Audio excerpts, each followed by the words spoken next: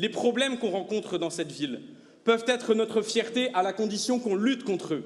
Villeneuve-Saint-Georges, c'est ce qu'on appelle un territoire servant. C'est-à-dire que c'est un territoire qui subit des sacrifices au nom de l'intérêt du pays. Par exemple, Villeneuve-Saint-Georges est une ville de travailleuses et de travailleurs essentiels. C'est une ville de mères qui souvent élèvent seuls leurs enfants, vont au travail à 5 heures du matin, par exemple pour nettoyer les bureaux, rentrent le soir, enchaînent sur un autre boulot. C'est une ville de cheminots, c'est une ville de soignantes, c'est une ville de travailleurs du bâtiment, c'est une ville de sacrifiés, de sous-payés par rapport à l'importance de leur travail et à la dureté du labeur.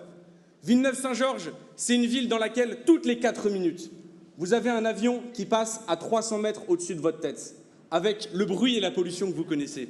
J'ai lu hier dans la presse que le Premier ministre de la République française, François Bayrou, avait passé un accord avec l'aéroport et les compagnies aériennes pour maintenir sa ligne d'avion entre Paris et Pau, et qu'il l'avait fait en échange que les compagnies et l'aéroport puissent continuer les nuisances nocturnes. Vous savez c'est quoi les conséquences de ces nuisances nocturnes?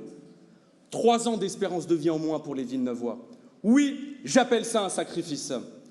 Villeneuve-Saint-Georges, c'est une ville dans laquelle il y a la route nationale 6, dans laquelle chaque jour, les habitants passent 1 heure à 2 heures dans les transports, dans les bouchons.